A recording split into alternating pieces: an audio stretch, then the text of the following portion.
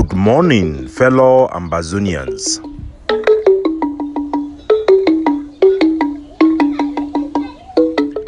Today, na Friday, number 28 day for this month of July 2023. My name na Capo Daniel, una own countryman, sense past king, Lukong, Mr. No Koni. Una welcome to our daily podcast, a program where they bring una the truth. It bring una meaningful information, fact-based analysis for help we as we work out for this journey to our freedom, to the independence of Ambazonia.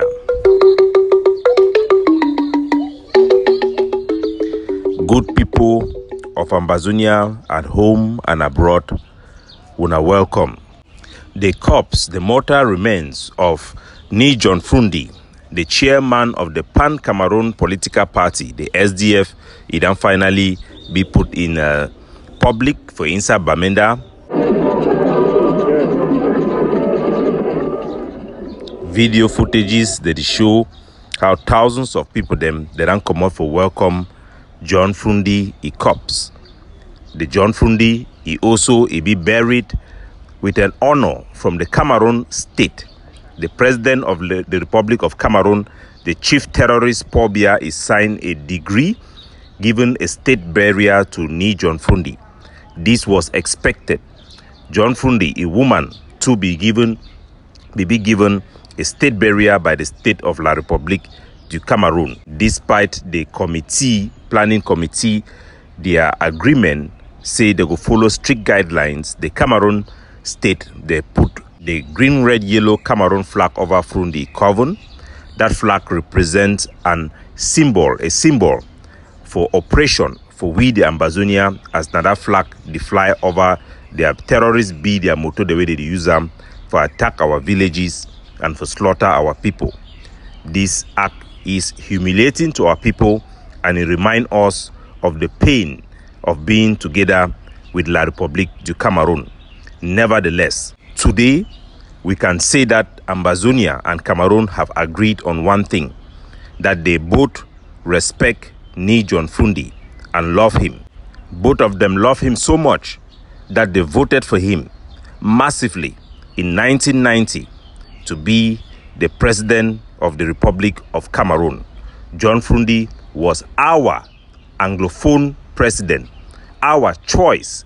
He represents the best possible person that we have chosen that came from us that could be the president of Cameroon. Despite the fact that he was loved, respected, and voted to be the president of Cameroon, somehow Paul Biya and France of this new colonialist regime fought hard using corruption, intimidation to deny John Fru Ndi the possibility to become president. That was also rejection of us Anglophones.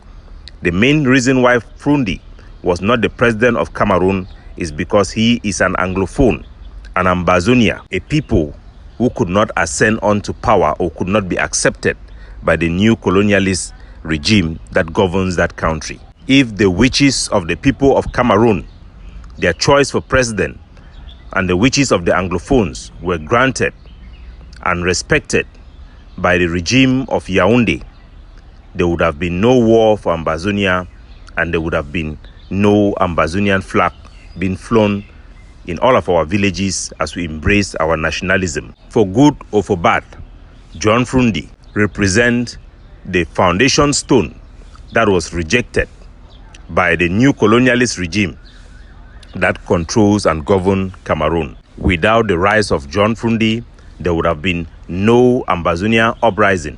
He is a catalyst, the rejected stone that the builder have built upon Ambazonia. There is a lot of anger in our heart that are justified anger. Anger for the rejection of John Fru Ndi, the hopelessness and powerlessness we felt when our own presidential candidate was rejected, was humiliated, kept incommunicado in a house address.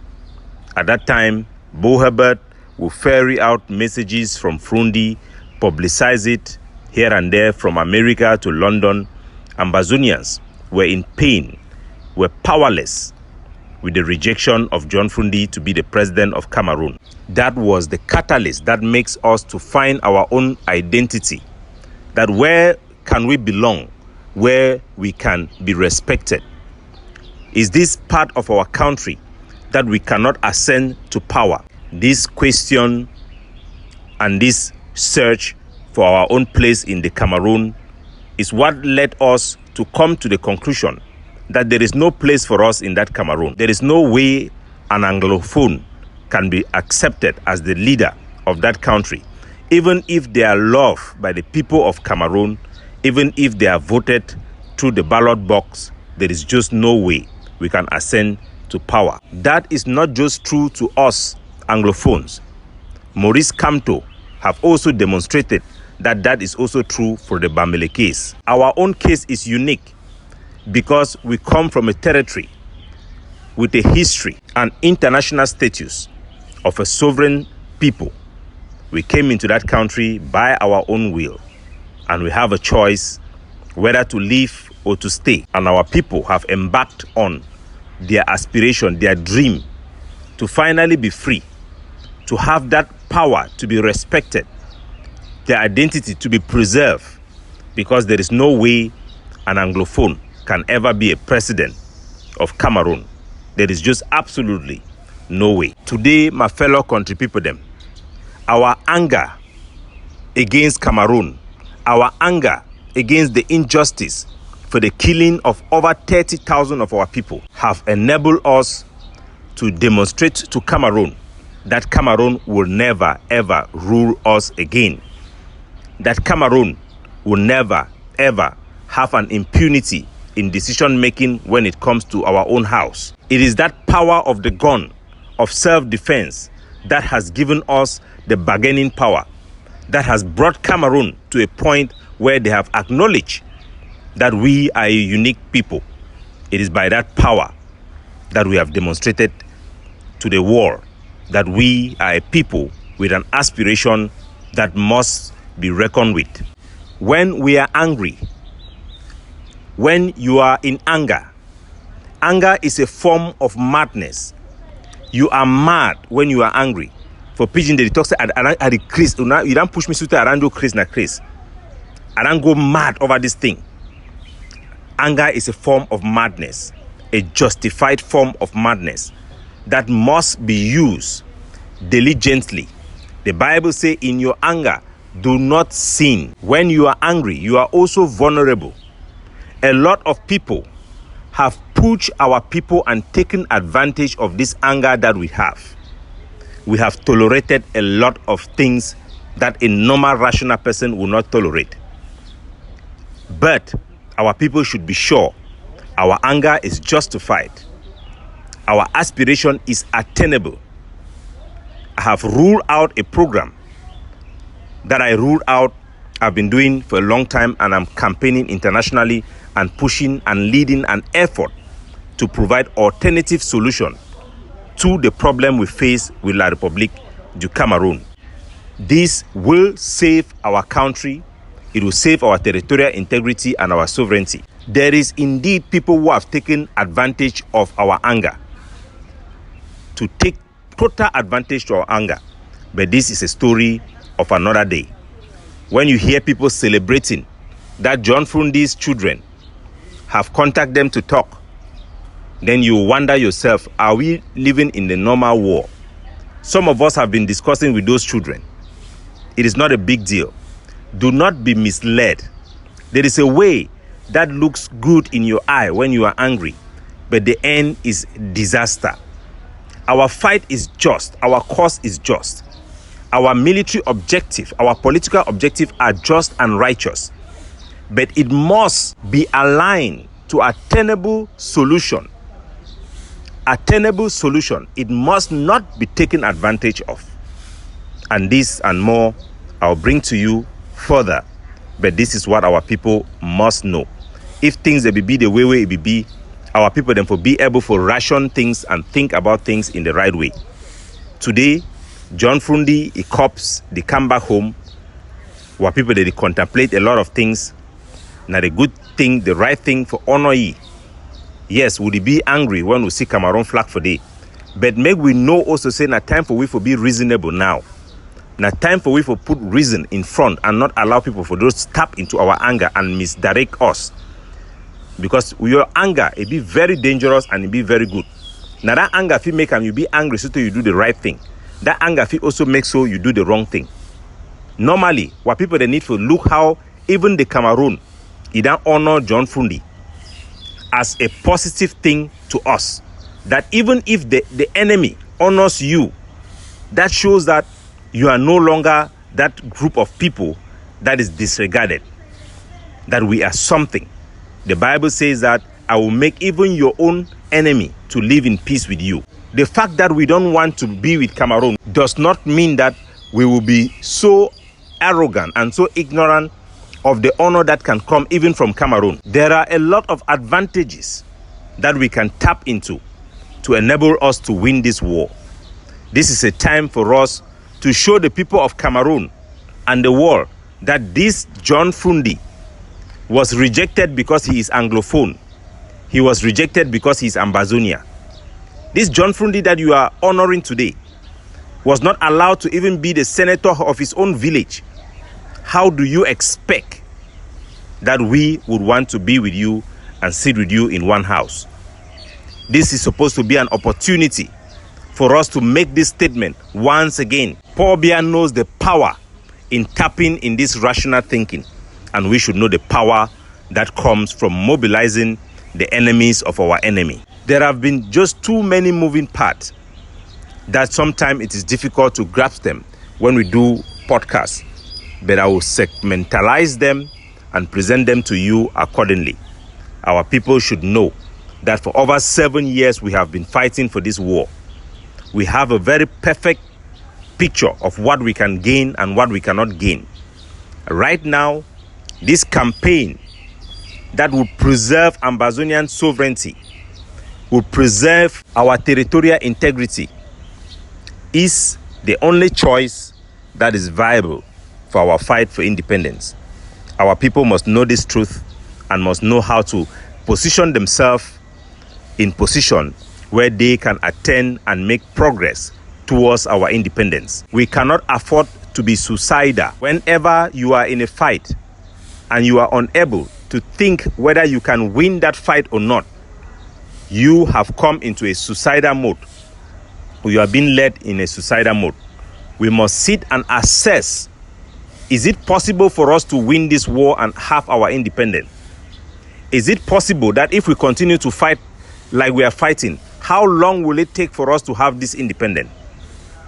For those who are in touch with ground zero, who knows the poverty level, who knows the suffering of our people, who feel their pulse, who are not just in their comfort in the diaspora, but are engaged with the day-to-day life of our people, they will be rational. They will have no choice but to do whatever it takes for us not to end up as a captured people. And I'm doing the right thing for my country and all those who stand behind me, those who have been working tirelessly in our diplomacy, those who have been engaged in the back seat. This is a journey we as a people must complete. It will not just be me. It will not just be the Ambazonian People's Advocative Platform. It must be a coalition of everybody. But our people must not be blind to reality, must not be blind to the challenges that we face and the possibilities that lies before us. Blindness to all these things will be the worst sin we have ever done. And to those real traitors who have betrayed the principles that we fight for, they will account for their crimes. For those who have destroyed our prospect for independence by defining our resistance with inattainable objective while knowing the truth, you will pay for the blood that have been spilled. You will never be forgiven. You will be held for justice. And for those who have allowed themselves to be treated as mutongs, zamzams, people without brain, you are part of the reasons we have been in this cocoon of our own for all this while. It is time for Ambazonians to put reasoning first, to put logic first, adopt best practices that will give us the maximum chance to make progress and to win for our people. The alternative is total loss. And anybody who loves you will tell you the same, will not propagate an alternative that is not viable. The petite and childish and primitive intimidation that some have used in this struggle to kick away reasoning, to kick away accountability, and exploit our greatest fear and anger for their own personal megalomaniac ambitions. Their crimes will be remembered in history. We must fight, my people. We must fight. We have defended our people and we will continue to provide more substantiation for the reason why we classify people as enablers and collaborators and those who are traitors or blacklegs.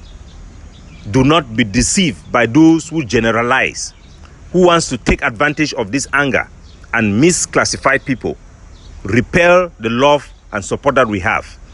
We must be rational. We must be noble. We must get it right. Yesterday, 2 of our brave heroes were killed in Widikum in very suspicious manner.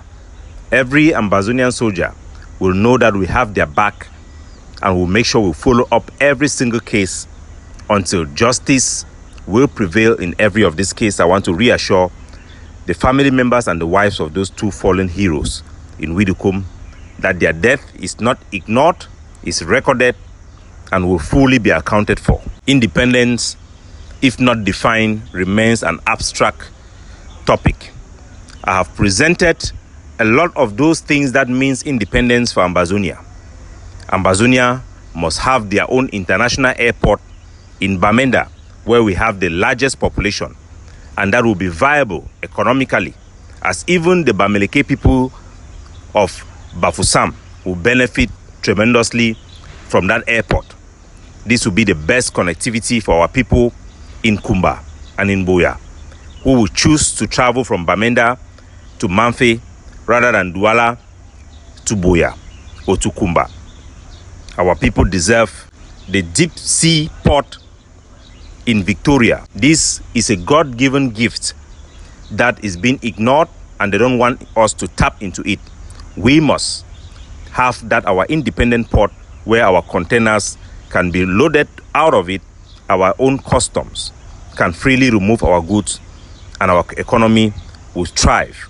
It is more proxy, it has also a proxy to Nigeria, and most Nigerian market would prefer to transport their goods through Ambazonia Victoria Seaport. We must be able to tap our electricity dam in the Menchum 4. We must be able to develop our wildlife reserves into touristic sites, our lakes, to transform them into Africa's most desired tourist area. Our Victoria Harbour, our sand beach, we must be able to transform our economy to its full potential and fight this poverty and hunger that our people have with the ingenuity of our skills in agriculture. Independence means independence, and that is what we shall fight for, and that is what we must secure. An independence that secures our territorial integrity, an independence that secures our people's sovereignty. I've put out there possibility that can freeze the war and preserve a pathway to our independence, like the Scottish people or the people of the Northern Ireland in the United Kingdom. Today, it is possible for them through elections and parties that are national parties to those particular areas to be able to overturn the treaties that have frozen the war for the people of Northern Ireland to have independence. It is possible for them to have that today through democratic means. That is also true to the people of Scotland. That is also true for the peoples of Wales and even the people of Quebec in Canada. Our people must be allowed to think for themselves, to look for options for themselves. Those who seek to stigmatize and fight people who bring alternative solutions are the enemies of Ambazonia, are the traitors of Ambazonia, are the tyrants of Ambazonia, are the people that will be held accountable for their crimes against our own people. For one single day, they have extended this war. For one single day, they have repelled rational thinking. For one single day, they have stigmatized our own people. They have brought us curse, not blessing. And it must stop. With their own stupidity, lack of rational thinking, when they cannot defend even their own point, they tend to make silly, unfounded, unsubstantiated allegations of corruption, either chop money, they work for one like republic. All those stupidity must end. Our people must be allowed to think for themselves. Conditions are very critical. Our people are dying every day. These people have no idea the poverty our people are going through.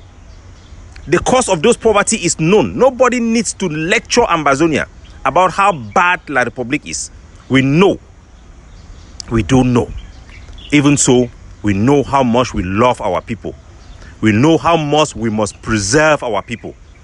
We know how much we must secure our independence. We will not gamble with our independence. For those who think that to lose this war is acceptable, that we would die to the last man standing, let them know that they should go ahead and die for the country. We will make our country to survive for us to die for them. We are willing to take the bullet for our country, to take the insult for our country. We are not willing for our country to take the same for us. We are here to serve, and that service must be done. We are responsible for this war. We are responsible for the solution, and the enemy will not take it away from us. Capo Daniel, looking out for you, signing off.